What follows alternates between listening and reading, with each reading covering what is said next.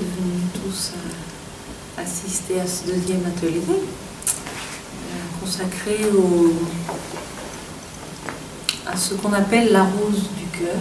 Donc ce sont des mouvements, 12 mouvements que nous allons progressivement étudier jusqu'au mois de juin. Donc le mois dernier, nous avons étudié les 3 premiers. Et aujourd'hui, on va peut-être goûter aux 3 suivants.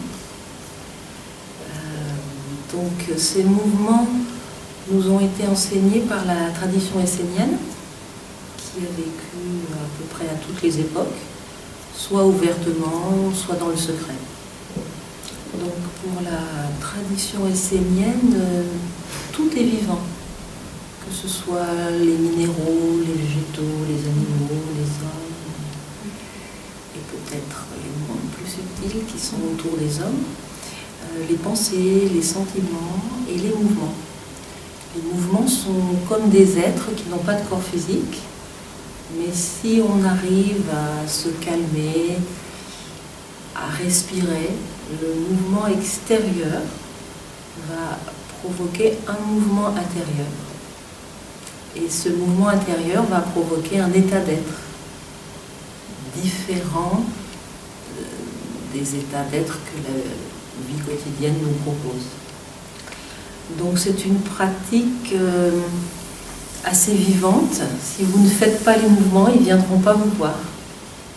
Et plus vous les faites, plus vous allez entrer dans une espèce de communion, voilà, une vie.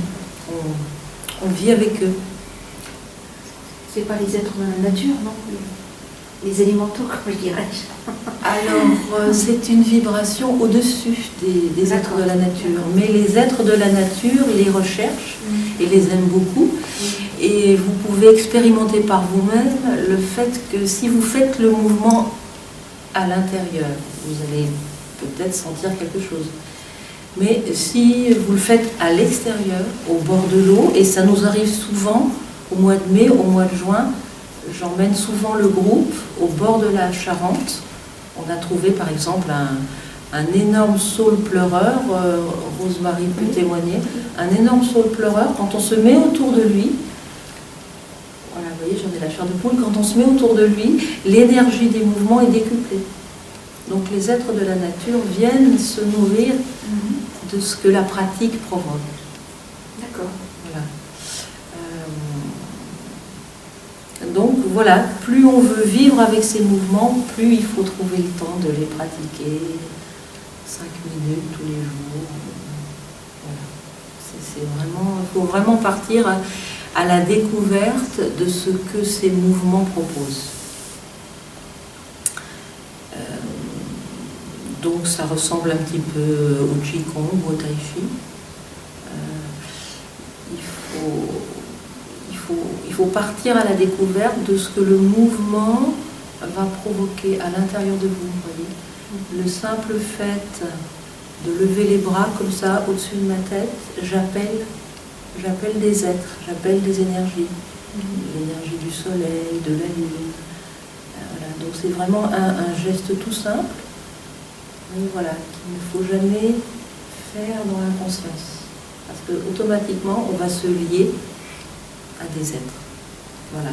Et donc, ce mouvement-là, voilà, c'est le premier mouvement qu'on va étudier cet après-midi.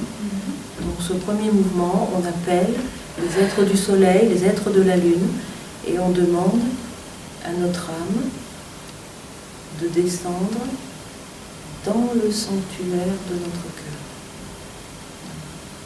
Donc, le cœur, c'est le siège de tout ce qui est douceur, impersonnel. Voilà. Dès qu'on est stressé, dès qu'on est crispé par quelque chose, on peut se contenter, même si on est dans le métro, dans notre voiture, on peut se contenter de faire ce mouvement. Vous voyez, on peut le penser. Vous voyez, au début, quand on apprend, on le fait avec nos mains physiquement, mais après, quand on est coincé dans les embouteillages, sur le périphérique, on peut simplement le faire en pensée. Et l'être subtil qui est à l'intérieur de ce mouvement, voilà, va venir à l'intérieur de nous proposer de ralentir, de goûter l'énergie qui est dans notre cœur. Une énergie qui nous suit, à la différence des autres organes, l'énergie qui est dans notre cœur, elle nous suit tout au long de nos vies. Et donc c'est le travail qu'on va commencer aujourd'hui. Donc, on a l'habitude de commencer les séances par une petite méditation. Je ne sais pas si vous avez l'habitude de méditer. Pas vraiment, enfin je prie. C'est une méditation. Là, je prie Dieu d'amour, Jésus, Marie, les anges et les archanges d'amour, les guides d'amour. D'accord. Il y a du monde. Voilà, donc je propose une méditation d'une dizaine de minutes. Après, on va pratiquer des mouvements très anciens qui nous permettent de développer des centres que l'on a dans nos mains, pour qu'après, on ressente encore plus de choses quand on va se lever pour pratiquer le mouvement. Donc si au cours de la pratique, vous avez envie de bailler, vous avez envie de vous étirer, vous avez envie de vous asseoir, il faut vraiment être à l'écoute de ce qui va se passer à l'intérieur. Voilà, il y a des gens qui nous disent qu'ils avaient envie de dormir. Enfin, voilà, tout n'est que proposition. Vous prenez pas. Voilà, il faut vous sentir très libre. Voilà, si vous avez envie de vous lever, d'aller boire de l'eau, Cappuccino. Voilà, il se peut aussi que vous ayez des courbatures, ou des parties du corps qui vont se rappeler à vous. Vous respirez, puis vous laissez passer. Voilà. Donc nous, toute l'après-midi, on va demander à notre conscience d'aller dans notre cœur. Selon certains mouvements, on lui demande de venir dans notre ventre ou dans notre tête. Mais voilà, cet après-midi, on va appeler la conscience à l'intérieur de notre cœur. Et quand je parle du cœur, je ne fais pas référence à la pompe physique. C'est vraiment le sanctuaire.